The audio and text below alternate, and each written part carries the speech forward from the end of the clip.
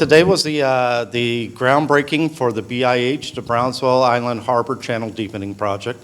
It's something that's been in progress for quite many years. A lot of people worked over it over the past 17, 20 years, but it's definitely been a vision that's been around for a long time. Why is it that you're now able to do the groundbreaking? Has there been some new developments with this in terms of funding?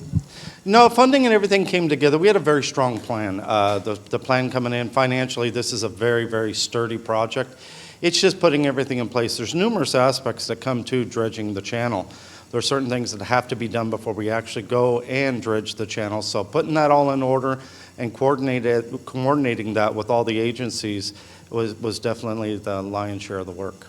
So is this the channel whereby the private sector is playing a role and the federal government working with yourselves is? Can you explain that? Yeah, definitely. It's a very unique process, a P3 process, where next decade, the parent company of Rio Grande LNG, the U.S. Army Corps of Engineers, and the Port of Brownsville all are participants. Rio Grande LNG, next decade, provided over $400 million for this project, and that's for phase one. The Port of Brownsville provided $71 million, and the Corps of Engineers $68 million. So this is a great example of how when private-public partnership come together to create great infrastructure projects like this. Tell us about the new depth that you'll have and why that's important. Well, the new depth is actually good. Ships can bring in more tonnage, so that could, effectively what that could do is make the vessel traffic safer, number one. And number two, being able to go down to 52 feet, for example, a steel ship that comes in at 45,000 metric tons or 50,000 metric tons can now go up to 75, 80,000 metric tons. So that's definitely a benefit to our partners out there. And so perhaps potentially different products, a different product mix coming into the port because you've got that deeper draft.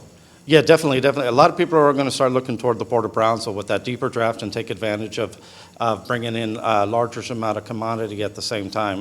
With our other aspects, our multimodal transportation, train, trucking, and all that, we're definitely well suited and ready to move ahead. What's your time frame? On the channel, we're looking at about, it's 600 and some days. That's what they're claiming right now, but they're saying that they can slow that down. They could speed that up, and it should be done sooner. So we're not far away. 2 years, 2.5 years. So, great news is that I just got, they just notified me that there's going to be another dredge brought out here, which will be the dredge Bradley. So they're going to be we're going to have 4 dredges working at the same time in unison with each other, so that should speed up the project. And how do you get the word out, not just across America, but around the globe, that this is going to be a significant change and greater potential for this port? Well, the positive thing here is in the business world, great news travels fast.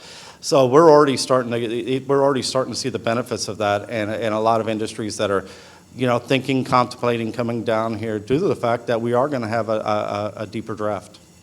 And speak to the fact, if you will, about how, although it's the Port of Brownsville, this port is like the regional powerhouse for the whole Rio Grande Valley, for the whole of South Texas. You are one of the most important components, and you're the port for the region. Yeah, definitely, and we are the port for the region. We're the port of the Rio Grande Valley. Our namesake is the Port of Brownsville, just due to our geographic location. But there's no doubt that all of us can take advantage of this asset that we have here and be part of the maritime industry. Mr. Dietrich, is there anything else you'd like to add, anything I've missed? No, one thing I'd like to add is there was a lot of people before I got here that worked on this project.